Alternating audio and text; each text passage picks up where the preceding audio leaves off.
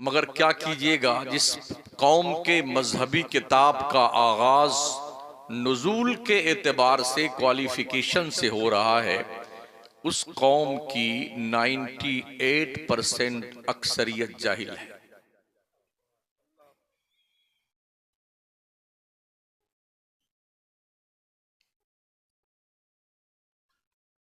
इल्म सीखने की कोई उम्र नहीं होती है, माँ की गोद से लेके कब्र तक सीखते रहिए।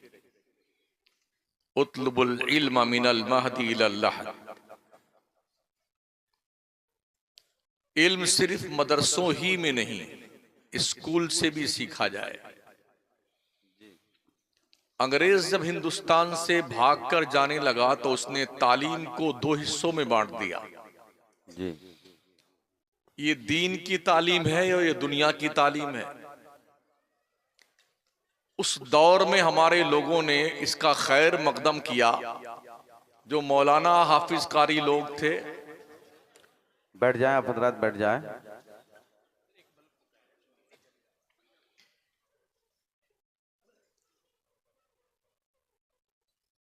पत्ता खड़केगा तो मुसलमान का दिल धड़केगा। वो बुजदली का दौर हमारे यहां आ चुका है। एक बल्ब से धुआं निकलने लगा तो सबके चेहरे का धुआं निकलने लगा, है ना।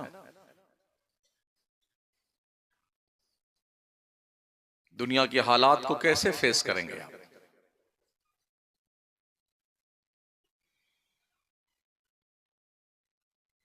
तो प्यारे आका सल्लल्लाहु ताला अलैहि वसल्लम के प्यारे दीवानों, उस दौर के उलमा ने दीन को संभाल लिया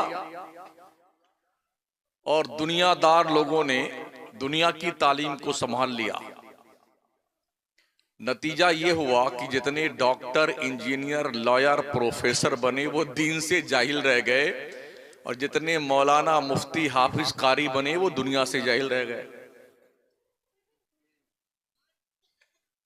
ये अलमिया रहा है। अब तक कंडीशन ये है, डॉक्टर, इंजीनियर, लॉयर, प्रोफेसर क्या कहते हैं, जितने मौलाना लोग सब जाहिल बेवकूफ लोग हैं। और जितने मौलाना लोग कहते हैं, जितने डॉक्टर, लॉयर, इंजीनियर सब पागल लोग हैं। मेरे नजदीक ये दोनों तबका पागल है जी, दोनों ही पागल है। काश इस पागलपन को अपने बीच से निकाल करके दोनों को मिल करके कोई काम करना होना चाहिए था, तो आज मिल्लत की कश्ती इस तरह भंवर में डूब न रही होती। बेशक सच्चाई। उतलुबुल इल्म वलो बिस्सीन। इल्म तलाश करो चाहे तुम्हें चीन जाना पड़े। क्या बुखारी शरीफ पढ़ाई जा रही थी वहां पे? चीन में क्या जलालैन पढ़ा रहे थे लोग? तफसीर जमल पढ़ाई जा रही थी। पैगंबर ने यह मैसेज दिया है, तालीम कहीं से मिले उससे हासिल करो। वहां मत पढ़ने जाओ, वहां मत पढ़ने जाओ, वहां मत पढ़ने जाओ। कहां जाएं? वहां जाओगे तो सुलह कुल्ली हो जाओगे, वहां जाओगे तो इस्लाम से खारिज हो जाओगे, वहां जाओगे तो ये हो जाओगे। भाई यहां तक फतवे लोगों ने झाड़ दिए हैं कि जामिया अजहर मिस्र भी जो लोग पढ़ने जाते हैं ना, वहां सब सुलह कुल्ली लोगों की अक्सरियत है, तो सब सुलह कुल्ली हो जाते हैं। ये हमारी थिंकिंग है आज की तारीख में।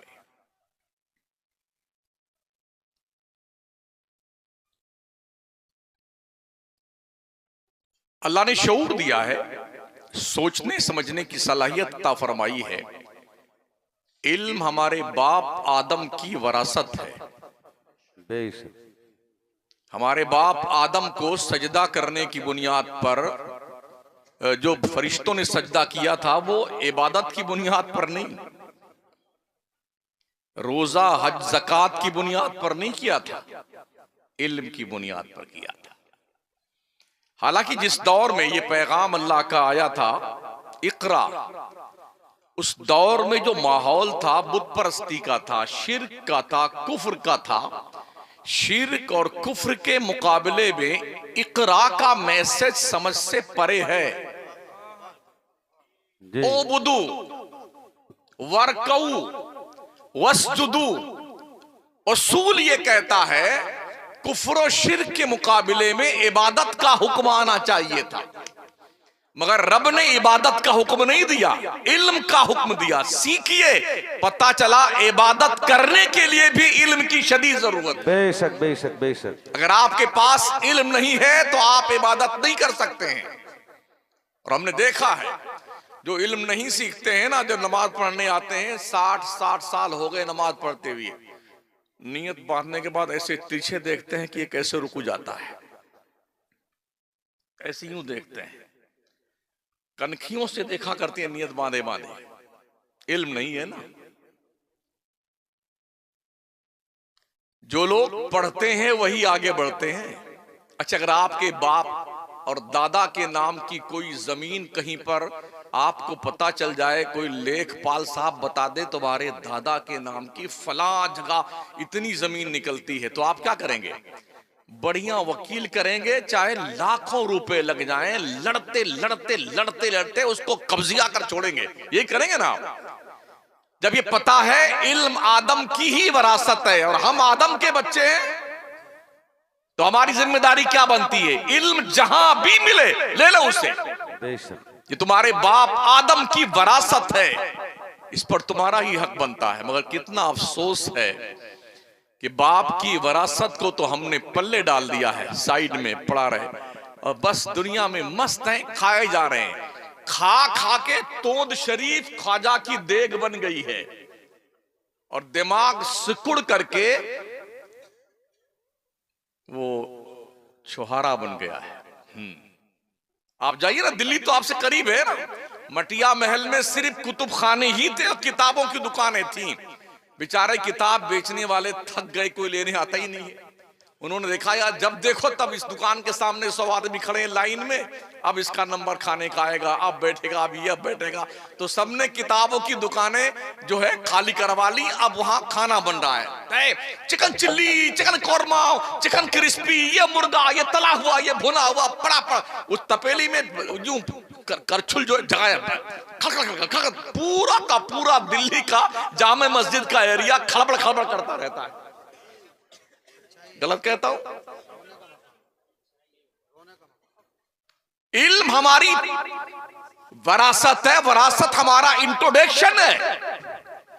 होना तो ये चाहिए था। हमारे पैगंबर ने इल्म को इतना सस्ता कर दिया, इतना सस्ता कर दिया, जितना सस्ता पानी और जितना सस्ती हवा है, इतना सस्ता कर दिया है। एक दौर था जब करतबा की जामा मस्जिद में सिर्फ एक मदरसा लगता था और यूरोप का अंग्रेज कतार लगा के खड़ा होता था कि हमारे बच्चे का मदरसे में एडमिशन हो जाए। जैसे आज हम कतार लगा के खड़े होते हैं कॉन्वेंट स्कूल के सामने कि हमारे गुड्डू का एडमिशन हो जाए, ऐसे ही यूरोप का अंग्रेज कतार लगा के खड़ा होता था मदरसे के लिए। बोले मदरसे में गरीब लोग पढ़ने जाएं, यतीम लोग जाएं, लावारिस लोग जाएं। यहाँ के पढ़ने वाले मौलाना हाफिज जी को 7-8 हजार तनख्वाह मिलती है, कैसे बच्चों को पालेंगे? जब कोई बच्चा किसी स्कूल में नहीं चलता है तब उसको लेके आएंगे, हाफिज जी, मौलाना साहब, इसको यही डाल लीजिए, ये सिंपल कहीं नहीं कामयाब हुआ है, आप संभालो इसको। मगर सुन लो, मदरसों के हाफिज आलिम कारी इतने बेहतरीन तजर्बाकार होते हैं, उस मंद बुद्धि के दिल की तख्ती पर कुरान के 30 पारे की तहरीर लिख देते हैं। बेशक बेशक। कुरान क्या है? लो अंज़लना हाज़ल कुरान अला जबलिन लराइता खाशियम मुतसद्दियम मिन खशियतिल्लाह। करीम रब फरमाता है, अगर मैं कुरान पहाड़ पे उतारता, ए मुखातब तू देखता कुरान खशियते रब्बानी की बुनियाद पर, उसके नुज़ूल की बुनियाद पर पहाड़ रेजा रेजा हो जाता। क्या ख्याल है आपका? वो पहाड़ जो कुरान का बोझ बर्दाश्त नहीं कर सकता, क्या वो बोझ मुसलमान के 8 साल का बच्चा अपने सीने पे बर्दाश्त करता कि नहीं करता? वाह वाह वाह, सुभान अल्लाह। कितने साल में बच्चे ने हिफ्ज किया, कितने महीने में? शायद इतने महीने ही बच्चा मां के पेट में रहता है, और उतने ही महीने में बच्चे ने 30 पारे कुरान के हिफ्ज करके बता दिए। इससे भी कम रिकॉर्ड भी है। अभी लॉकडाउन के पीरियड में जब पढ़ाई लिखाई बंद थी या ऑनलाइन थी, तो बंबई में मुंब्रा की जमीन पर एक इंजीनियरिंग करने वाले स्टूडेंट ने सिर्फ और सिर्फ 4 महीने में कुरान हिफ्ज किया। सुभान अल्लाह, सुभान अल्लाह। और इसी हिंदुस्तान की सरजमीन पर इमाम अहले सुन्नत सैयदी सरकार आला हजरत ने 1 महीना नहीं, 35-40 घंटे की ही मुद्दत में आला हजरत ने कुरान हिफ्ज किया है। सुभान अल्लाह, सुभान अल्लाह, सुभान अल्लाह। ये अलग बात है कि हम आला हजरत का तारुफ नहीं करवा सके अब तक दुनिया के नक्शे पे। हमने तारुफ करवाया है तो दुआ तावीज के नाम पर, फातिहा के नाम पर, जी चिराग जलाने के नाम पर, और मजार शरीफ पे चादर चढ़ाने के नाम पर, पीरी मुरीदी के। हमने इस हैसियत से इमाम अहले सुन्नत का इंट्रोडक्शन करवाया है। अगर सही मानों में आला हजरत का तारुफ करवाया जाता, इस देश में इमाम अहले सुन्नत को नोबेल पुरस्कार दिया जाता। बेशक। इसलिए कि इमाम अहले सुन्नत ने 1, 2, 10, 5 नहीं, 107 इल्मो फन पर किताबें लिख छोड़ी हैं। सुभान अल्लाह, सुभान अल्लाह। इमाम अहले सुन्नत को समझना इतना आसान नहीं जितना लोगों ने समझ रखा है। दरसे निजामी पर मुकम्मल उबूर प्लस MSc की तालीम हो तब आला हजरत को समझा जा सकता है, वरना सब बाउंसर जाएगा। हमने तारुफ नहीं करवाया। हाँ, ये जरूर है जब से नाबालिग मुफ्तियों की पैदावार हमारे यहां ज्यादा हो गई है, हाँ, तब से फितने बहुत हो गए।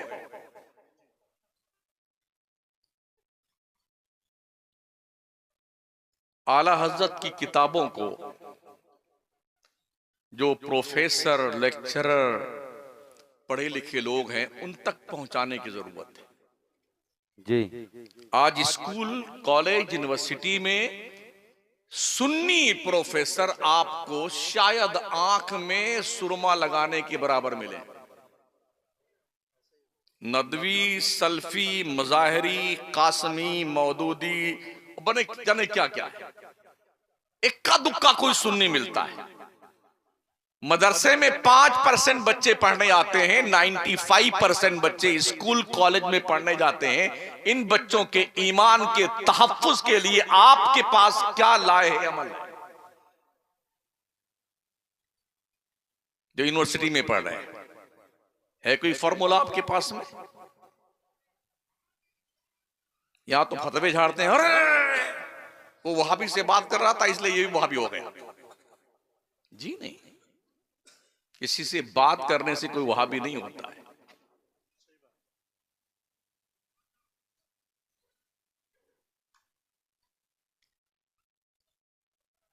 अभी आज शनिचर, इतवार के रोज मेरी तकरीर थी कानपुर में। एक अल्लामा डॉक्टर मुश्ताक साहब हैं, वो इलाहाबाद में PhD कर रहे थे। उन्होंने कहा कि एक प्रोफेसर साहब थे जो सुन्नी तो नहीं थे, मगर वो मानते थे कि अरबी जबान पर सबसे ज्यादा खिदमत फला साहब ने की है। तो डॉक्टर साहब ने फरमाया कि मैंने आला हजरत की एक किताब उनको दिया कि प्लीज इसे पढ़िए आप। सुभान अल्लाह। किताब पढ़ करके खत्म किया तो बरजस्ता उस शख्स ने इस बात का एतराफ किया, मैं अब तक गलत फहमी में था। इमाम अहमद रजा को पढ़ने के बाद मुझे यूं लगा कि हिंदुस्तान में इनसे बड़ा अरबी पर उबूर रखने वाला कोई नहीं। सुभान अल्लाह, सुभान अल्लाह, सुभान अल्लाह। डॉक्टर सर जियाउद्दीन खामखा मुस्लिम यूनिवर्सिटी से मसला सुलझाने के लिए बरेली यूं ही थोड़ी आए थे। आला हजरत किसी यूनिवर्सिटी में पढ़ने नहीं गए, किसी कॉलेज में नहीं गए, आउट ऑफ इंडिया भी पढ़ने नहीं गए। ये उलूम अल्लाह करीम ने अपने करम से अता फरमाए थे। दुनिया महबे हैरत है कि सिर्फ 68 साल की उम्र शरीफा रही है इमाम अहले सुन्नत की। हर घंटे पर इमाम अहले सुन्नत ने मिल्लत को एक किताब अता फरमाई। सुभान अल्लाह, सुभान अल्लाह। हर 4 घंटे पे वो तकरीर नहीं करते थे। आज तकरीर ही सबसे बड़ा जो है फन है इस दौर में। जो तकरीर कर ले जाए वो अल्लामा, फहामा और गजाली दौरा, यानी उनके अलकाब पढ़ते पढ़ते आपकी आंखें पथरा जाएंगी।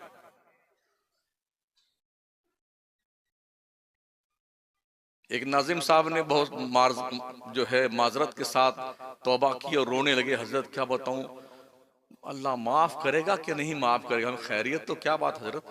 बोले रोज आना झूठ बोलना पड़ता है।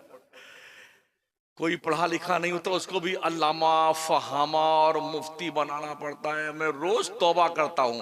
हमने ऐसी तौबा किस काम की कि सुबह को पी, शाम को तौबा कर ली, रिंद के रिंद रहे, हाथ से जन्नत न गई। सुबह तौबा करते हैं, रात में फिर वही कारोबार करते हैं, फिर वही झूठ का कारोबार। भाई मेरे नाम के सामने अलकाबो आदाब की बाज़ाब्ता तौर पर 1 नहीं 2-4 कुंटल के अलकाबो आदाब लगा दिए जाएं, तब भी मैं शमसुद्दीन कादरी ही रहूंगा। बहुत कुछ समझने की जरूरत है। अभी इमाम जाफर सादिक के कूंडा के न्याज के हवाले से ये जो भी महीना तशरीफ ले गया है ना, इस बात पर मुफ्तियों के कलम की स्याही खुश्क हो रही थी।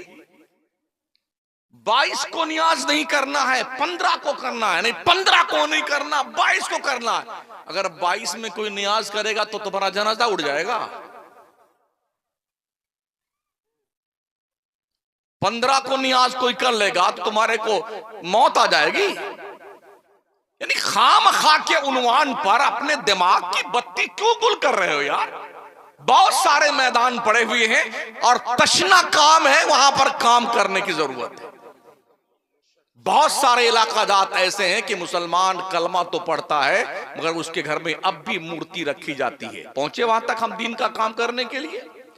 ये स्टेज सजा सजाया मिल जाता है तो इतनी लंबी टोपी लगा के लंबी लंबी खींचने के लिए हम लोग आ जाते हैं। क्या कभी हमने उन इलाकों का दौरा किया जहां मुस्लिम उम्मा के पास दीन का कोई शऊर नहीं है, कलमा तक नहीं जानते हैं? उनकी तहजीब, उनका तमद्दुन टोटल कुफ्र और शिर्क पर मुश्तमिल है। हम नहीं जाते वहां पर। और जो जा रहे हैं उनका सुलह कुल्ली बताया जा रहा है। ये दावत इस्लामी वाले सुलह कुल्ली है और सुन्नी दावत इस्लामी वाले सुलह कुल्ली। खुद काम भी नहीं करते हैं, फतवा देने में इतने माहिर हैं बेटे कि बस यूं निकाला कलम, ये फटाफट लिख दिया। एक मुफ्ती की जो शर्तें हैं ना, पढ़िए ना तो रोंगटे खड़े हो जाते हैं। सहाबे किराम की जमात 1,24,000 कमोबेश थी। उस जमाते सहाबा में सिर्फ 130 मुफ्ती थे और मसला बताने की इजाजत सिर्फ 10 सहाबा को थी। 11वां मसला बता नहीं सकता था। और आज लोग धमा चौकड़ी मचाए हुए हैं। जितनी धमा चौकड़ी हो गई ना उतनी फितना सुन्नियत में हो गया। नमाज के मामले में देख लीजिए, सुन्नी बहुत पीछे है। बस जुम्मा पढ़ने आता है। दूसरों की मस्जिद आप देख लें तो खचाखच भरी नमाज। कुछ ऐसे भी हमारे यहां कठमुल्ले नजर आए खिताब फरमाने वाले, नमाज से जन्नत नहीं मिलेगी, इश्क़े रिसालत से जन्नत मिलेगी। ओ इश्क़े रिसालत का राग लापने वाले उस रसूल गिरामी वकार से पूछ ले जिसने ये फरमाया मन तरका सलात मुतअम्मिदन फकत कफर। जिसने एक वक्त की नमाज जानबूझ के छोड़ दी उसने काफिरों जैसा काम किया। पूछना उस पैगंबर से जो फरमाते अस्सलातु इमादुद्दीन वमन अकामहा फकद अकामद्दीन वमन तरकहा फकद हदमद्दीन। क्यों नहीं पूछा सरकार से, क्यों नहीं पूछता पैगंबर? आपने फरमाया कुर्रतु आइनी फी सलाह, नमाज में मेरी आंखों की ठंडक है। और हम तो जुम्मे ही नहीं पढ़ते।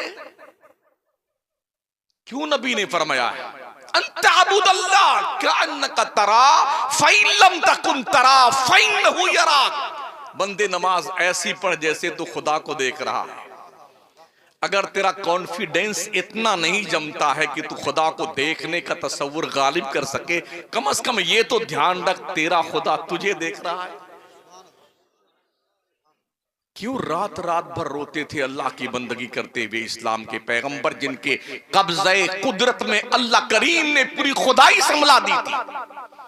रब ने अपने खजानों की कुंजियां मुस्तफा के दस्ते नाज में अता फरमाई थी। मालिक कौनैन है गोपास कुछ रखते नहीं, दो जहां की नेमतें हैं उनके खाली हाथ में। जिसकी तरफ इशारा करेंगे जन्नत में वही जाएगा।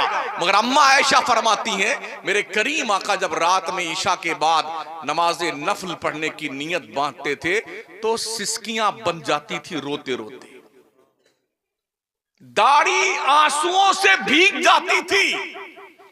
सजदे में जाते तो मुसल्ला तर हो जाता था आंसुओं से, और ऐसा लगता था जो दिल से उनके धड़कने की आवाज आती थी। अम्मा आयशा फरमाती मैं अपने कान से सुनती थी, ऐसा लगता था जैसे देगची में सालन पक रहा हो और आवाज आ रही, ऐसे हुजूर के कल्बे नाज से धड़कने की आवाज आती थी। अल्लाह, वो तो जन्नत के मालिक थे। हम ही इंशाअल्लाह जन्नत में जाएंगे। टिकट है तुम्हारे पास में? इस बिरादरी से लेके जितनी बिरादरी बैठी है, अल्लाह की इज्जत की 1000 बार कसम, कोई माई का लाल एक रेफरेंस दे दे कि वो डेफिनेट जन्नत में जाएगा? मेरे पास तो नहीं है आपके पास प्रूफ? किस तयक्कुन के साथ आप कहते हैं कि आप ही जन्नत में जाएंगे? क्या मर गए आप? जन्नत में जाने ना जाने का फैसला जानते हो किस पे है? फमन ज़ुहज़िहा अनिन नार व उदखिलल जन्नत फ़क़द फ़ाज़ व मल हयातुद दुनिया इल्ला मताउल गुरूर। जो दोज़ख से बचाकर जन्नत में डाल दिया गया वो कामयाब है। बेशक दुनिया की जिंदगी मियां खेल कूद की जिंदगी है। अभी तो हम मरे ही नहीं है, पता ही नहीं चला जन्नत में जाएंगे नहीं जाएंगे। वेटिंग लिस्ट टिकट लिए बैठे हैं बड़े पावरफुल एतमाद के साथ, इंशाअल्लाह कंफर्म टिकट था वीवीआईपी का जन्नत का, जिनके पास रोते रोते चेहरे पे नालियां बन गई थी आंसू बहते बहते। सिद्दीक़ अकबर अफजलुल खल्क़ बादल अंबिया वल मुरसलीन फरमाते काश मेरी मां मुझे पैदा ना करती, मैं अल्लाह को जवाब क्या दूंगा। अल्लाह, जिनकी नेकियां आसमान के सितारों के बराबर है, जिनकी शान में कुरानी आयात उतरी है, जो सफर में, खलवत में, जलवत में, हजर में, गार में, मजार में हुजूर के साथ में है, वो कहते काश मैं बकरी का बच्चा होता, लोग ज़िबा करके मुझे खा जाते, मैं अल्लाह को जवाब क्या दूंगा। कंफर्म टिकट था। पैगंबर फरमाते हैं जिसे जन्नती देखना है अबू बकर को देख लो, सुभान अल्लाह, सुभान अल्लाह, उमर को देख लो, उस्मान को देख लो, मौला अली को देख लो, अशरे मुबश्शरा को देख लो, ये जन्नत का कंफर्म टिकट रखते थे और सबसे हाई फाई टिकट था इनके पास जन्नत का। फिर भी रात रात भर रोते थे खौफे खुदा की बुनियाद पर। और रात रात भर फिल्में देखने वालों, मोबाइल के पर्दे बेहयाई पर अपने जुर्मों में इजाफा करने वालों और दिलों की दुनिया को तारीक बनाने वालों, जहन्नम के दरवाजे पे दस्तक देने वालों, खुदा का खौफ खाओ वरना मौत अचानक गला दबोच कर ले जाती है। ऐनमा तकुनु युद्रिकुमुल मौत वलौ कुंतुम फी बुरूजिन मुशय्यदा। तुम चाहे मजबूत किले में बंद हो जाओ, मौत का आहनी पंजा तुम्हारे गले को दबोच कर लेके जाएगा।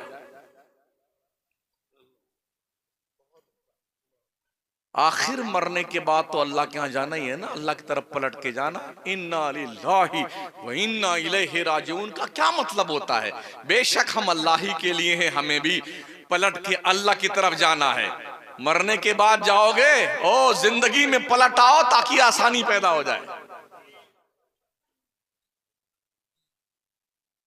ये मेरी बिल्डिंग, ये जायदाद, ये प्रॉपर्टी, ये मनकूला, ये गैर मनकूला, ये फला, ये ढका, तेरा कुछ नहीं है। ओ मंगते सुन, तेरा कुछ नहीं है। या अय्युहन नास अंतुमुल फुकराओ इलल्लाह, ऐ लोगो तुम सब मंगते हो अल्लाह के दरबार के, भिखारी हो, शान बगाड़ते हो। फॉर्च्यूनर लेके यूं चलेगा भैंस की तरह कूदता फांदता, पगला कहीं का। डर खुदा से, खौफ खा अपने रब का। एक दिन सरकार अबू हुरैरा प्यारे नबी अलैहि सलाम के साथ निकले, मदीने शहर से बाहर निकले। आखिर में एक कब्र देखी। मेरे नबी फरमाते हैं, अबू हुरैरा ये कब्र देख रहे हो? कहा हाँ या रसूलल्लाह देख रहा हूं। फरमाते हैं, जब से इसका इंतकाल हुआ है तब से रोज ये अल्लाह से रिक्वेस्ट करता है, या अल्लाह एक बार फिर से दुनिया में भेज दे 2 रकात नमाज पढ़ने के लिए। मगर अबू हुरैरा कयामत तक इसकी ये ख्वाहिश पूरी नहीं की जाएगी। अभी तो हम मरे नहीं हैं। मर गए क्या?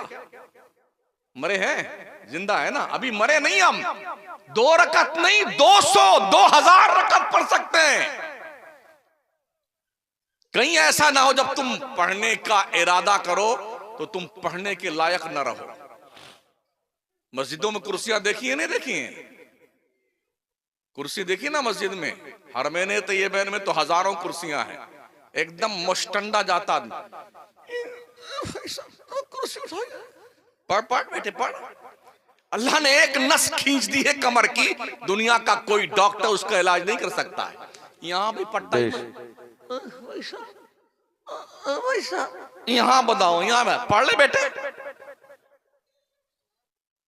अभी ठीक हो, ठीक ढंग से सजदा कर लो अल्लाह को। बंदा जब सजदे के आलम में होता है तो अपने रब के बहुत करीब होता है। दुनिया में किसी मिनिस्टर, किसी एमपी, किसी मुख्यमंत्री या प्रधानमंत्री से मिलने के लिए बड़े सोर्स और जतन करने के बाद 10, 20, 25 मिनट का मिलने का मौका मिलता है तो लोग पागल हो जाते हैं। तेरी ऐसे के तैसे, और फोटो खींच कर रखता है। ये फोटो देखिए ना, मिनिस्टर साहब के साथ फोटो, तो जन्नत का टिकट है तेरा। ओ लोगों सुनो,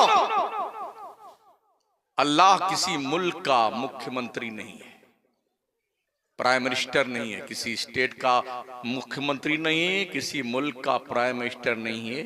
मेरा रब वो है, लिल्लाही मा फिस समावाति व मा फिल अर्द, लिल्लाही मुल्कुस समावाति वल अर्द। अल्लाह ही बादशाह है जमीनों और आसमानों का। जो कुछ जमीनों आसमानों में सबकी मिल्कियत अल्लाह के दस्ते कुदरत में है। जितने प्रधानमंत्री, अंतरी, संतरी, जंतरी हैं, सब रब के दस्ते कुदरत में बंधे हुए हैं। सुन लो, वो रब फरमाता, मेरे बंदो तुम मुझसे मिलना चाहते हो, मुझसे बात करना, मैं अहकमुल हाकिमीन, बादशाह आजम हूं, मैं सबसे बड़ा, कोई मुझसे बड़ा नहीं। मुझसे मिलना चाहते हो, मैंने अपनी तरफ से 5 वक्त की नमाज तुम्हें दे दी है। जब भी मुअज्जिन अजान दे, मुझसे मिलने और बात करने के लिए चला आया कर बंदे। बेशक बेशक बेशक। और फिर भी तेरा दिल नहीं भरता तो रात में उठ इशा के बाद चुपके से मुसल्ला उठा और रात भर मुझसे बात कर, मैं तुझसे मिलने को तैयार हूं। बेशक बेशक, सुभान अल्लाह सुभान। क्या हम कभी इसका एहसास करते हैं? कभी नहीं। हमने देखा है मरने वालों को पजामे खराब हो जाते हैं। कुछ लोग कहते हैं, अरे मौलाना जो होगा देख लेंगे, देख लेंगे। मरते ही लोग जैसे आंख खुली तक रही हूं, रूह निकल गई यूं देख रही हूं, झटा झटा बंद बंद कर, बिस्मिल्लाह बंद बंद, बिस्मिल्लाह वाला मिल लेते बंद कर, यूं मुंह खुला हुआ तो यहां रस्सी बांध दी जाती है, ये टंकी पे इतना बड़ा पत्थर रख दिया जाता है, टांग को यूं मिला के यहां धागा बांध दिया जाता है। कल्ला इज़ा बलगति तराकी वकीला मन राक वज़न्न अन्नहुल फिराक वल्तफ़ति साक़ु बिस्साक़ इला रब्बिका यौम इज़निल मसाक़। अल्लाह कहता हाँ हाँ, जब जान गले में अटक जाए तब क्या कहा जाता, अरे किसी हाफिज जी को बुलाइए ना यासीन पढ़ने के लिए, बुलाइए बुलाइए, किसी झाड़ फूंक वाले को बुलाइए। वकीला मन राक वज़न्न अन्नहुल फिराक, और वो बंदा समझ जाता अब पकड़े गए अल्लाह के दरबार में, अब छुट्टी नहीं मिलने वाली। वल्तफ़ति साक़ु बिस्साक़, पिंडली पिंडली से मिला दी जाती है। इला रब्बिका यौम इज़निल मसाक़, बंदे तेरे को पलट कर तेरे रब की तरफ जाना है तो ध्यान रख, वत्तक़ू यौमन तुरजऊना फ़ीहि इलल्लाह, उस दिन से डर जिस दिन तेरी पेशी तेरे रब के जनाब में होने वाली है। अल्लाह जब पकड़ता है ना तो छुट्टी नहीं देता है। इन्ना बत्शा रब्बिका लशदीद, बेशक तेरे रब की पकड़ बहुत सख्त है। जो कुछ दिया है ना अपने, उस पर शुक्रिया अदा किया कर अपने परवरदिगार का। अल्लाह कहता लइन शकरतुम लाज़ीदन्नकुम, मेरे बंदो अगर तुम मेरा शुक्रिया अदा करोगे मैं तुम्हें और ज्यादा नेमतें दूंगा। वलइन कफरतुम इन्ना अज़ाबी लशदीद, अगर तुमने कुफरान नेमत किया तो सुन लो मेरा अज़ाब बहुत सख्त है।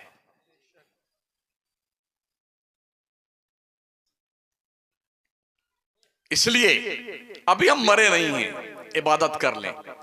जो कुछ भी आप कमा रहे हैं, बैंक बैलेंस कर रहे हैं, फिक्स डिपॉजिट, लाइफ इंश्योरेंस, किसान विकास पत्र, इंदिरा विकास पत्र, जितने अत्र पत्र सत्र गत्र है ना, जमीन जायदाद, ये सब इधर मरे नहीं, मरने से पहले चाबी छीनी जा रही, अम्मा की चूड़ी निकाली जा रही है, पाजेब छीने जा रहे हैं, बुढ़ा डूबू दे अभी से।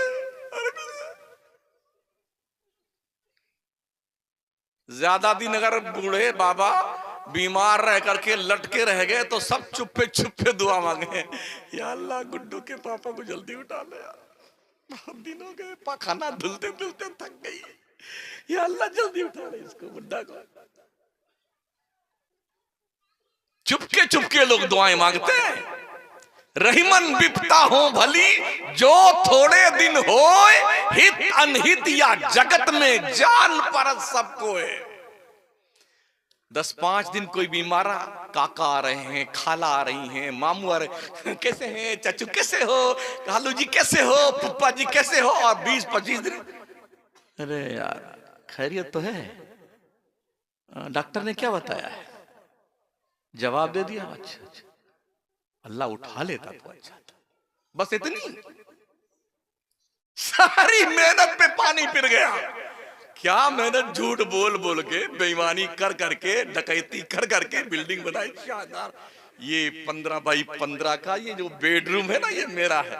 इतना मोटा गद्दा इस बेंच का लगा हुआ है, नींद नहीं आती, नींद की गोली खा के सोता बेटा। सहाबा सूखी रोटी खाते थे, इस हाथ का तकिया बना के जमीन पर हाथ रख के सो जाते थे और चैन की नींद सोते थे। सुभान अल्लाह, सुभान। वो उमर जिसका नाम सुनकर अब तक दुनिया दहशत ज़दा है, उस उमर फारूक आजम को भी दुनिया ने देखा था। वक्त का अमीरुल मोमिनीन नंगी पीठ मस्जिद नबवी की चटाई पे सोता है कि जिसमें नाज पर चटाई के निशानात बन जाते हैं। अल्लाह, सोचा आपने? सोचिए और 100 बार सोचिए। अगर आप देश में तरक्की करना चाहते हैं तो आपको पढ़ना कंपलसरी है, ये ध्यान रखना।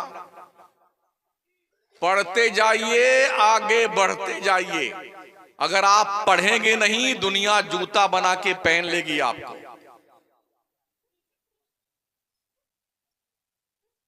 जितने अनिस्टर मनिस्टर है ना, इनका कोई बच्चा जिंदाबाद जिंदाबाद का झंडा लेके अपने मुल्क में नहीं घूमता है।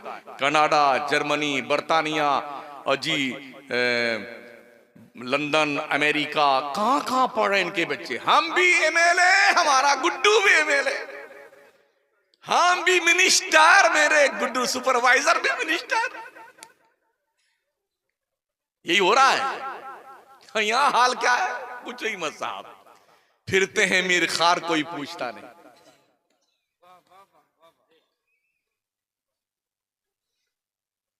याद रखें साथियों, जो घर आपने बनाया है ना, कोई जरूरी नहीं है कि उसमें आप कुछ दिन रह भी पाए। हमने ये भी देखा है, लुकमा उठाया है और मुंह तक नहीं जा सका और मौत आ गई। हर कोई सोता है रोजाना शाम में, लेकिन हर सोने वाले की सुबह नहीं होती है। किसी किसी की जिंदगी की शाम भी हो जाया करती है। सोए थे खैरियत के साथ, सुबह मुअज्जिन साहब ने अजान पुकारने के बाद कहा, महल्ले वालों बड़े अफसोस के साथ इत्तला दी जाती है, फलां साहब जो रात में जलसे में खिताब सुन रहे थे या फरमा रहे थे, वो सोए रात में और अचानक आज हानि हो गए। इन्ना लिल्लाह व इन्ना इलैहि राजिऊन। जनाब के जनाजे की नमाज 2:30 बजे फलां जगह पढ़ाई जाएगी। वो आप भी हो सकते हैं और हम भी हो सकते हैं। अल्लाह के पैगंबर फरमाते हैं, मेरे साहबा बताओ सबसे ज्यादा मुफलिस और नादार कौन है? कहा अल्लाह जानता है बेहतर, रसूल जानते हैं बेहतर। मेरे करीम आका ने फरमाया, साहबा सुनो, वो शख्स बड़ा मुफलिस है जो हश्र में आएगा, उसके पास नेकियां ओहद पहाड़ के बराबर होंगी। ओहद पहाड़ जानते हो कितना बड़ा है? 15 किलोमीटर में फैला हुआ है।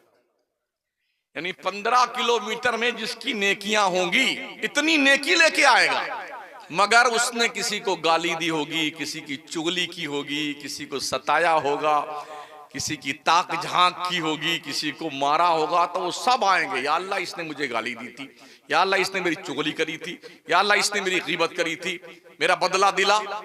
अल्लाह के पैगंबर फरमाते हैं कि अल्लाह करीम फरिश्तों को हुक्म देगा, इसकी नेकियां बांटते जाओ, जितने सताए हुए हैं इनको दो। बांटते बांटते बांटते बांटते 15 किलोमीटर में बिखरी हुई नेकियां सब खत्म हो जाएंगी। फिर भी लोग आते रहेंगे, या अल्लाह अभी मेरा बाकी है। अल्लाह कहेगा, बंदे इसके पास तो कुछ बचा नहीं। कहा अगर नहीं बचा है देने के लिए तो मेरा गुनाह इसके सर पे डाल दे। अल्लाह। मेरे नबी फरमाते हैं सबसे बड़ा मुफलिस वो है। अल्लाह नहीं चाहता कि वो आपको अजाब दे। क्या कोई माँ चाहेगी कि बेटा उसका उसके सामने दोजख में या आग में जले? अल्लाह तो 70 माओं से ज्यादा अपने बंदों से प्यार करता है। अल्लाह कब चाहेगा कि उसकी कुदरत का शहकार दोजख में जाए? उसने खुद फरमाया, मा यफ़अलुल्लाहु बिअज़ाबिकुम इन शकरतुम। अल्लाह तुम्हें अजाब देके क्या करेगा अगर तुम अल्लाह का शुक्रिया अदा करो। सोचो कितना प्यार भरा लहजा है रब का। अल्लाह तुम्हें अजाब देके क्या करेगा? मगर हम हैं तो इस मोच को यहां तक टाइट कर लेते हैं और चलेंगे तो पूरा बटन खोल के यूं चलेंगे ताकि महल्ले वाले देखें कि हाँ थोड़ा कमा उमा लिया है। ये हाथ में जो ताकत है तुम्हारे बाप की दी हुई नहीं है, अल्लाह ने दिया है, तब तुमने कमाया है। पैरों में ताकत रब ने दी है जिससे तुम चल के जाते हो, वरना अपाहिज को देख लो, बहुत सारे हाथ भी कटा है, पैर भी कटा है, और वो इतना बड़ा अपना उनका वो होता है हेलीकॉप्टर जिस पे बैठ के मांगने वाले आते हैं ना, एक आदमी रस्सी में बांध के उसको खींचता रहता है।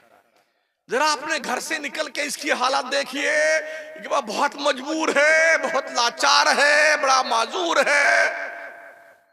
सुना है ना? सुना है? पूरे मुल्क में हमने यही लैंग्वेज, गुजरात में जाता है मांगने वाला तो भी इसी जुबान में मांगता है, कर्नाटक में इसी जबान, जबकि वहां की जबान कन्नड़ है, केरला में जाता है तो वहां भी इसी जबान में मांगता है, पंजाब में इसी जबान में मांगता है वो। तो ये मंगतों की हालत है। हम भी किसी मंगते से कम नहीं।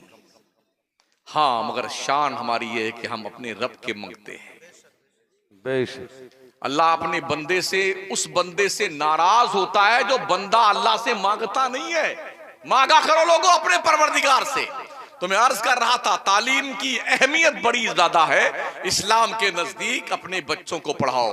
महाराणा के सादात का ये फरमान जहन में रखो, आधी रोटी खाओ, बच्चों को पढ़ाओ। अगर साल महीने में 30 दिन आप मुर्गा, मछली, तीतर, बटेर खाते हैं ना, एक दिन खाइए। 29 दिन का मछली का पैसा, मुर्गा का पैसा बचा के अपने बच्चों की तालीम पे खर्च कीजिए। शादी ब्याह में बच्चों की शादियों पर 20-20 लाख, 50-50 लाख, 1-1 करोड़ खर्च करके अपने पागलपन का सबूत देने वालों, अपनी बच्चियों के क्वालिफिकेशन पे वही पैसा खर्च करो, यही जहेज बना दो उसका। तालीम ही जहेज है। जब तक हमने अपने हवाले से ये जिम्मेदारी महसूस नहीं की, तब तक हमारे माशरे में इल्म की रोशनी तशरीफ नहीं ला सकती। इसलिए पढ़िए साथियों। हमारे कुछ दोस्त इजराइल में रहते हैं, उन्हें बताया जाए तो हम मुसलमानों के बच्चे अगर 60% नंबर ले आते हैं ना, तो उनको बहुत जो है पुरस्कार दिया जाता है और बहुत खुश होकर के गिफ्ट दिया कि मुसलमान के बच्चे 60% लेके आए। लेकिन जब उनके बच्चे अगर 90+ भी लेके आते हैं ना, तब भी उनको कोई घास नहीं डालता जब तक 98% नंबर लेके ना आए। यही वजह है आज दुनिया के नक्शे पे इल्म सबसे ज्यादा इजराइल में है। इसलिए टेक्निकल लाइन में, तरक्की के मामलात में दुनिया के नक्शे पे इजराइल की कौम है। अमेरिका खामखा चिल्लाता है, मगर अमेरिका की नकेल इजराइल के हाथ में है। पढ़ते हैं वो लोग, वो 20-20 घंटा पढ़ते हैं। हमारे यहां 20 घंटा सोते हैं। बाप भी सोता है, बच्चे भी सोते हैं।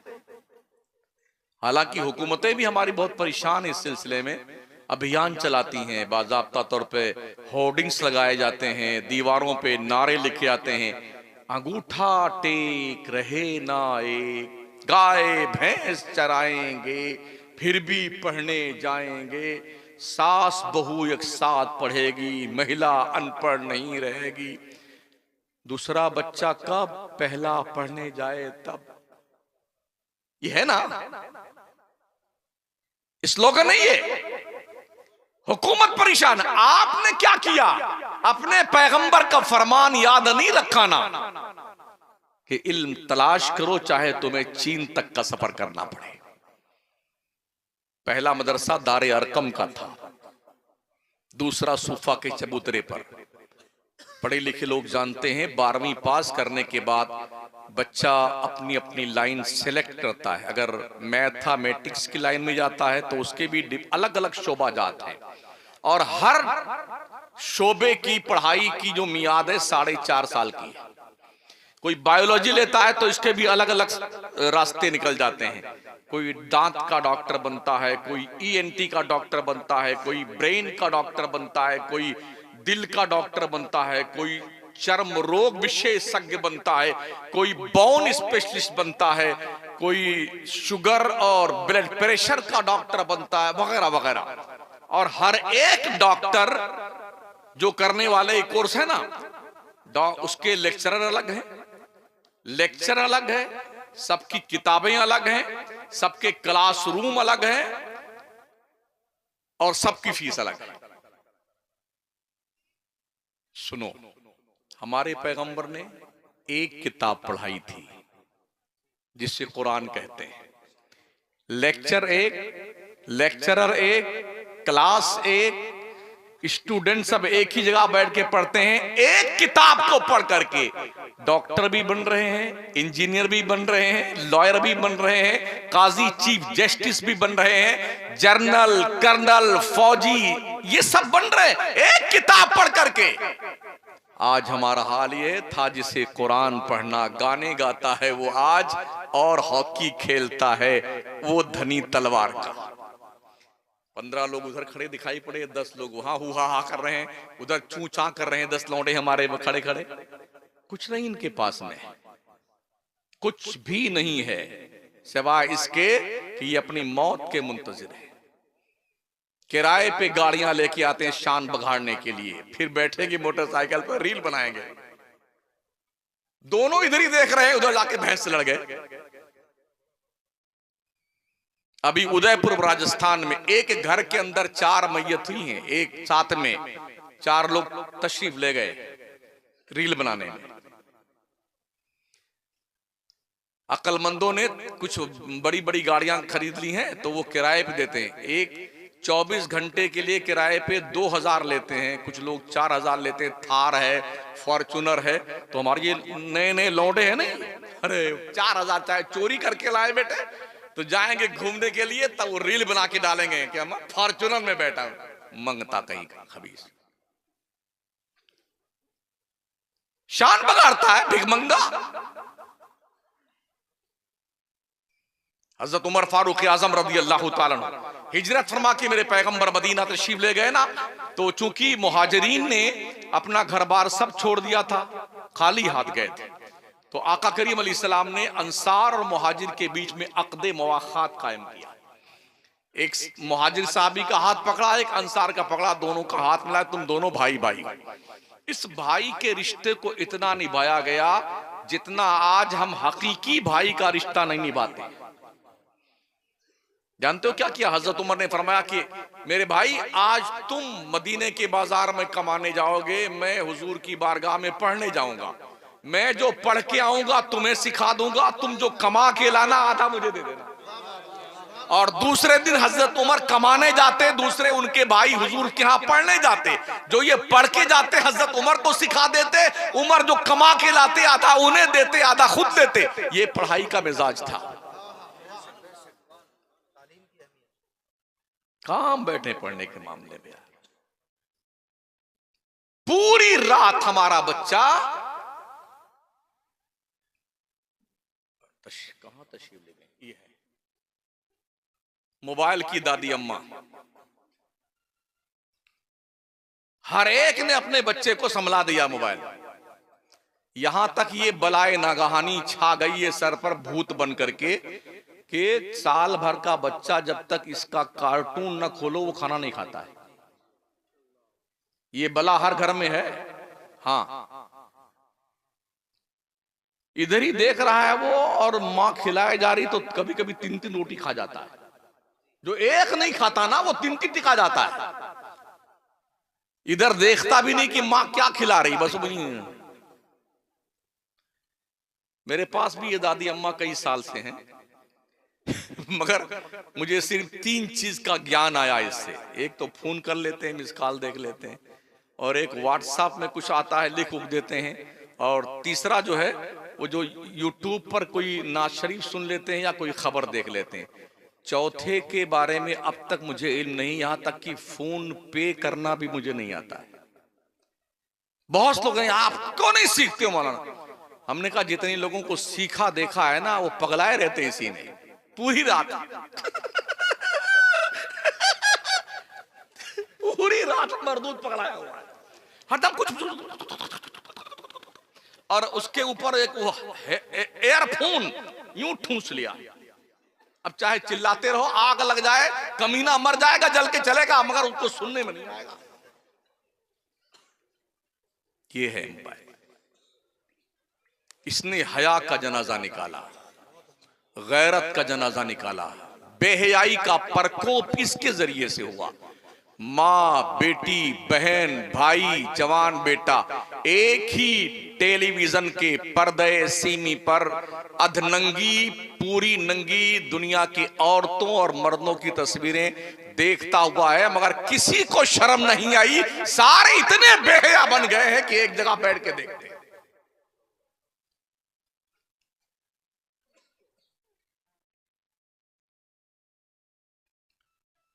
15 मिनट और तकरीर करूंगा मैं।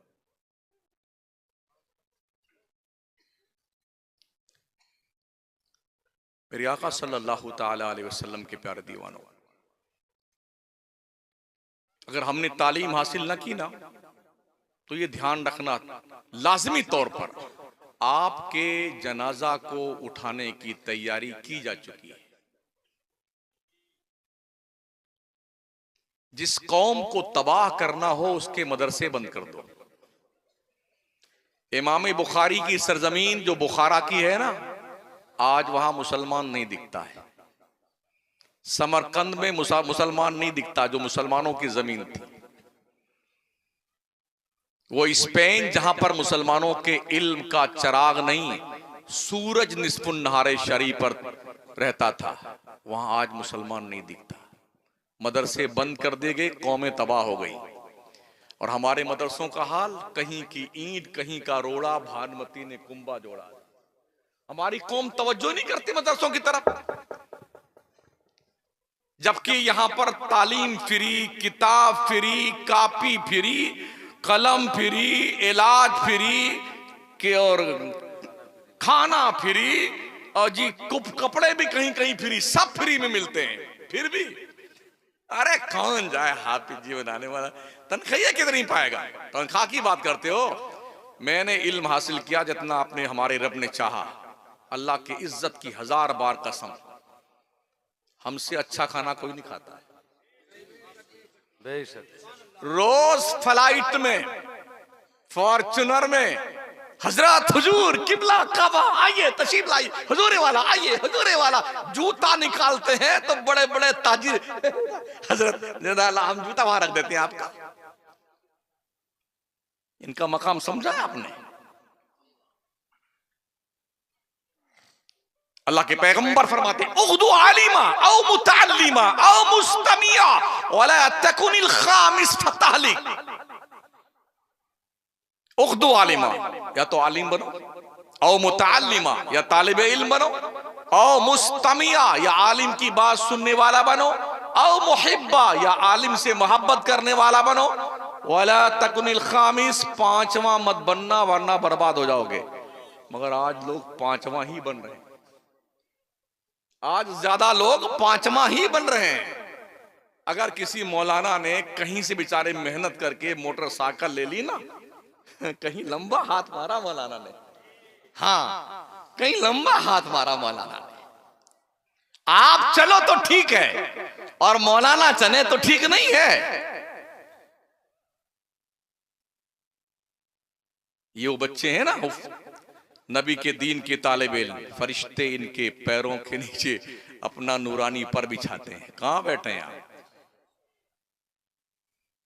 किसी मुल्क का प्राइम मिनिस्टर आता हमारे मुल्क में, तो हमारे प्रधानमंत्री मोदी जी उसके इस्तकबाल के लिए फ्लाइट से लेकर के जहां तक ले जाना होता, लाल कारपेट बिछवाते हैं, यूं छुमुक छुमुक करते हुए जनाब तशरीफ लाते हैं। लाल कारपेट, ये इज्जत की आखिरी इंतहा है। किसी आने वाले मेहमान के लिए लाल कारपेट बिछा दिया जाए। ओ दुनिया के लोगों, ये मुस्तफा के जो मेहमान है, हाफिज कुरान तलबा, इनके पैरों के नीचे लाल कारपेट नहीं, जिब्रील का नूरानी पंख बिछाया जाता है। ये वो हुफ्फाज हैं जिन्हों को ये फजीलत दी गई है। अगर इनके खानदान के 10 लोगों पर जहन्नम वाजिब हो चुका होगा, अल्लाह फैसला दे चुका होगा, ये खड़े होंगे अल्लाह के दरबार में सिफारिश करने के लिए। अल्लाह इनकी सिफारिश की बुनियाद पर 10 लोगों को इनकी सिफारिश की बुनियाद पर जन्नत में भेजेगा। और आलिम, आलिम कितने को ले जाएगा पता है? अगर जिंदगी में किसी ने किसी आलिम को एक मर्तबा पानी दे दिया होगा वजू करने के लिए, इस्तिंजा करने के लिए ढेला दिया होगा ना, तो वो भी उसके सदके में बख्शा जाएगा। जब उलमा को जन्नत में जाने का हुक्म दिया जाएगा ना, जब जन्नत के किनारे जाएंगे तो उनको रोक दिया जाएगा, अकेले नहीं जाना। दुनिया में जिसने तुम्हारी खिदमत करी है ना, उसका हाथ पकड़ो, लेके जाओ। अब लोग आएंगे, अरे हजरत हमको पहचानते हैं, आप नहीं पहचानते? हाँ कुछ कुछ याद आ रहा। अरे हजरत जल्दी याद कीजिए। कुछ कुछ नहीं, अरे हमने आपसे मुलाकात की थी ना, वो हाँ आप हमारे गांव में आए थे ना, हमने आपको चाय पिलाई थी और आपको हम लेके आए थे, याद कीजिए ना हजरत। उस दिन पता चलेगा। 5वें नंबर पे जाने वालों, उस दिन पता चलेगा इनका रुतबा क्या है। इन्नमा यख्शल्लाह मिन इबादिहिल उलमा, अल्लाह कहता है मेरे बंदों में मुझसे डरने वाले सिर्फ उलमा है। इसलिए पढ़िए। तो मदरसे बहुत ही कसम पुरसी के आलम में तामीर हो गई है कमरे की, खिड़कियां नहीं लगी हुई, बाथरूम तैयार है, दरवाजा है तो कुंडियां टूटी हुई। एक मदरसे में जाना हुआ हजरत, अब गए हम इस्तिंजा करने के लिए, जब अंदर गए तो पता चला इसमें कुंडियां नहीं है, तो खैरियत से कोई तशरीफ नहीं लाया। ये गरीबी का आलम है मदरसों के। हमारी हुकूमतें अलग परेशान है, चटाइयों के नीचे कट्टे ढूंढने जा रहे हैं। अरे भाई साहब, यहां कट्टे फट्टे नहीं, यहां तो बड़ी मुश्किल से खाना मिलता है। हाँ, कुंडिये नहीं है मदरसे में। हमें काम तो करने दो। इस देश पर हमारा एहसान फजले हक खैराबादी की शक्ल में कल भी था, हमें काम करने दो। आज भी ना पाकिस्तान की हिम्मत है कि हमारे देश की तरफ आंख उठाए, ना ही बांग्लादेश की और ना चाइना की। हमें काम तो करने दो मदरसों से। ये जांच वो जांच, ये चल रही वो चल रही है, वो जांच वो जांच, सारे मौलाना लोगों को जांच में लगा दिया।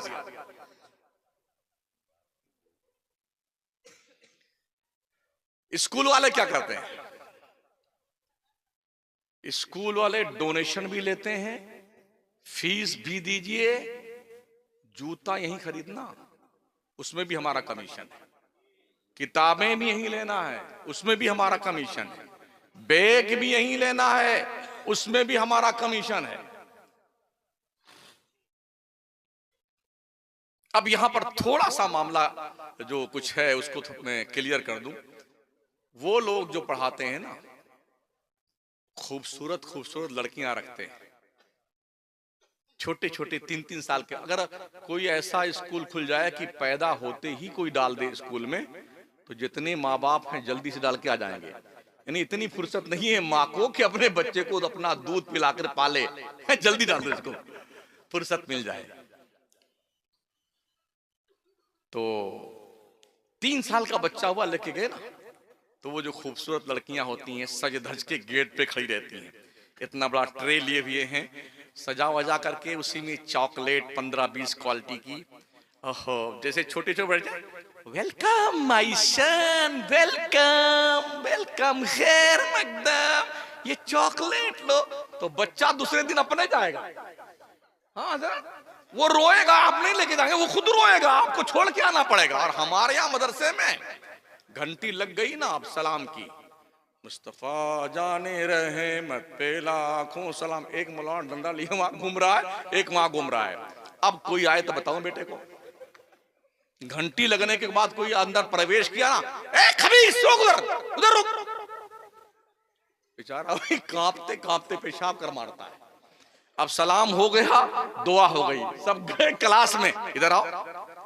ऐसा जैसे कोई धोबी का गधा गुम हो जाता है ना, मिल जाए तो वो ठुकाई वो ठुकाई, इतना मारते मौलाना लोग, इतना मारते हैं। मुझे नहीं पता यहाँ क्या हाल है, वो यही लोग बताएंगे, मार मार के। जब बच्चे मदरसे को बैतुल ज़रब समझ लेंगे तो पढ़ने आएंगे। दूसरे दिन वो जब अम्मी कहेंगी बेटे मदरसा जाना, मैं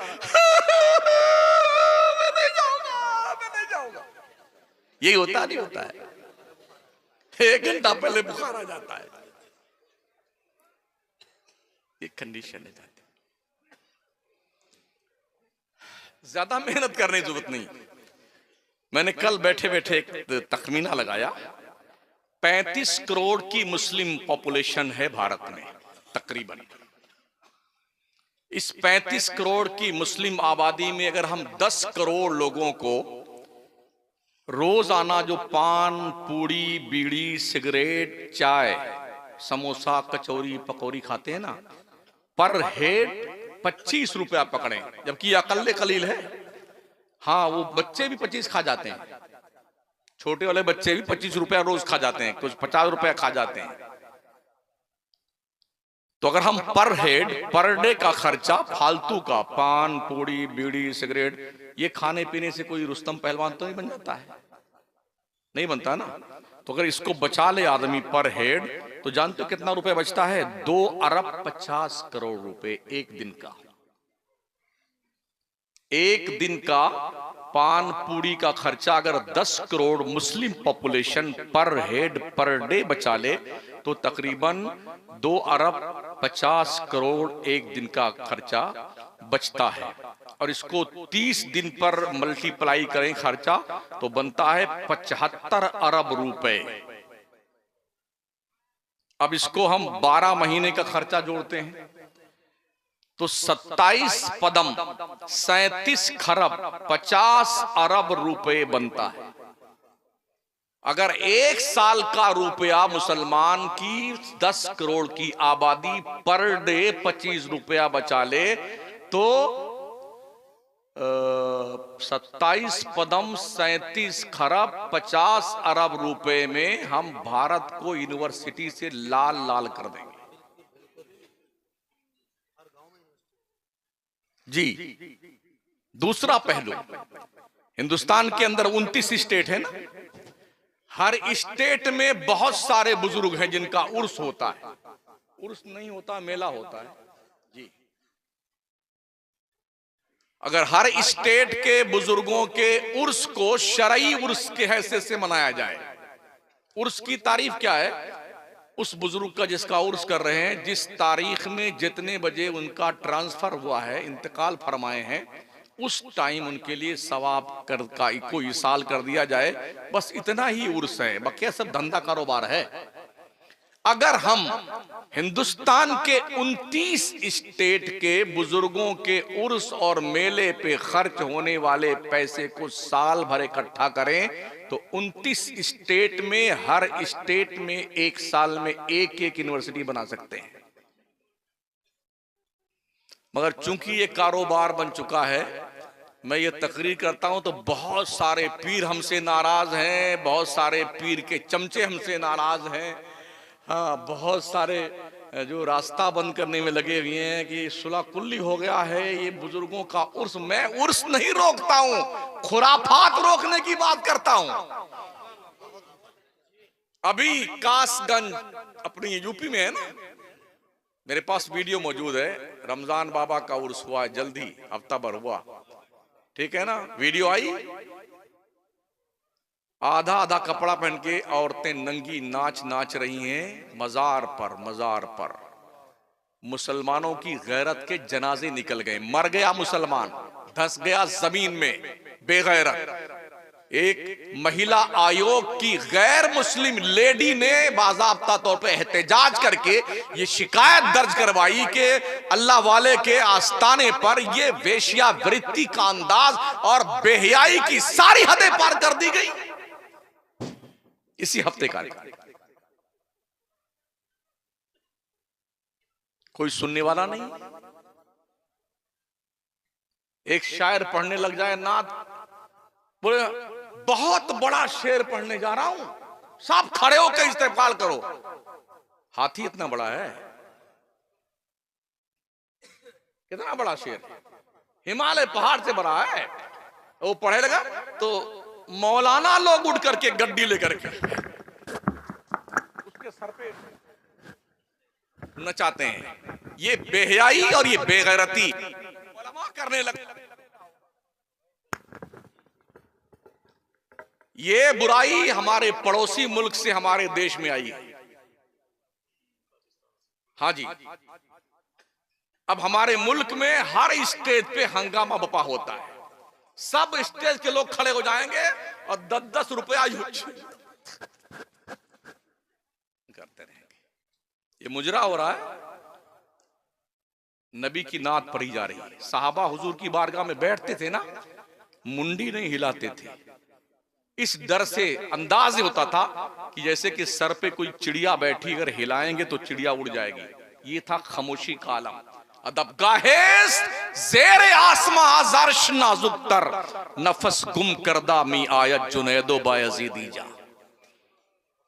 लोग सांस लेना बेअदबी समझते हैं। इमाम अहले सुन्नत ने फरमाया, हराम की जमीन और कदम रख के चलना, अरे सर का मौका है ओ जाने वाले, या हुल्लड़बाजी हो रही है, तमाशा हो रहा है नबी के मिंबर पर, स्टेज पर। और अफसोस, सद अफसोस ये है कि उलमा, फजला, हजरत, हुजूर और पीरो साहब नाचने लगते हैं। इससे हम कौम को क्या मैसेज देना चाहते हैं? पूरी रात के जलसे हमारे हो रहे हैं पूरे मुल्क में, कश्मीर से कन्याकुमारी तक हर रोज करोड़ों नहीं अरबों खरबों रुपए हमारे जलसों पे खर्च हो रहे हैं। लेकिन जो नमाजी कल थे 3 सफ में या 1.5 सफ में या 1 सफ में या 5 लोग थे, अभी भी सुन्नियों की मस्जिद में उतरी नमाजी है। अभी एक मौलाना की वीडियो वायरल हुई थी पिछले 2 महीना पहले, बेचारा ऐलान कर रहा है मस्जिद में फजर के बाद, भाइयों कम से कम आज तो आ जाओ, 4 दिन हुआ मस्जिद में जमात से नमाज नहीं हुई। क्या फायदा इन जलसों से यार? जिस जलसे से हमारी कौम के लोगों को कोई फायदा ना मिले, वो जलसे किस लिए किए जाते हैं? बिहार झारखंड जाइए, फजर की अजान हो जाती जलसे में। एक दिन तो मुजफ्फरपुर में आधी तकरीर मुझे फजर की अजान से पहले खिताब फरमाना पड़ा और आधी तकरीर अजान के बाद करना पड़ा। जब मस्जिद में नमाज पढ़ने गए तो हम 3 आदमी थे। क्या हो गया हमारी कौम को यार? पूरे मुल्क में मेरे खिलाफ एक बाज़ाब्ता, इनको मत बुलाइए, मतलब इनकी दुकान बंद हो रही है। जिनकी दुकान बंद हो रही है बड़े परेशान है बेचारे, हाँ बहुत परेशान है। इनको मत बुलाओ, ये वो है, वो फला है, वो फला है। हम इतना जानते हैं कि हम हुजूर के गुलाम हैं, बस खत्म बात। जान है इश्क मुस्तफा, रोज फजू करे खुदा, जिसको हो दर्द का मजा नाज़े दवा उठाएगी।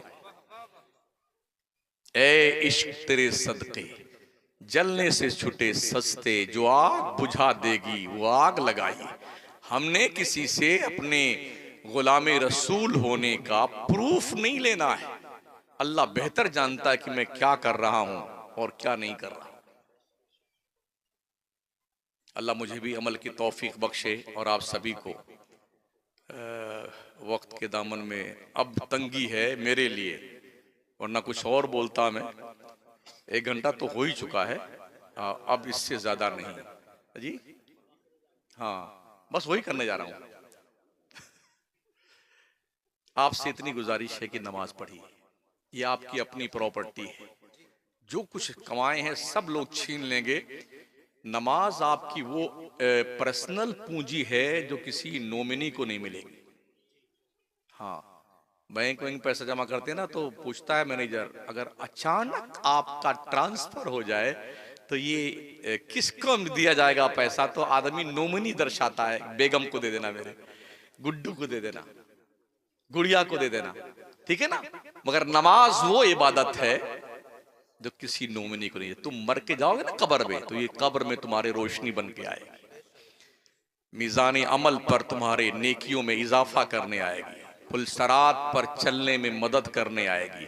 इसलिए नमाज किसी भी हाल में मत छोड़ो, सुन्नी बन के रहो, सुन्नी इमाम के पीछे नमाज पढ़ो, अपने बच्चे और बच्चियों की शादियां सुन्नियों के यहाँ करो, ठीक है ना। और अहले सुन्नत पर जम कर रहो, जिस अहले सुन्नत को इस दौर में मसलके आला हजरत कहा जाता है। अस्तगफिरुल्लाह रब्बी मिन कुल्ली ज़ंबि व अतूबु इलैह, ला इलाहा इल्लल्लाह मुहम्मदुर रसूलुल्लाह। अस्सलामु अलैकुम।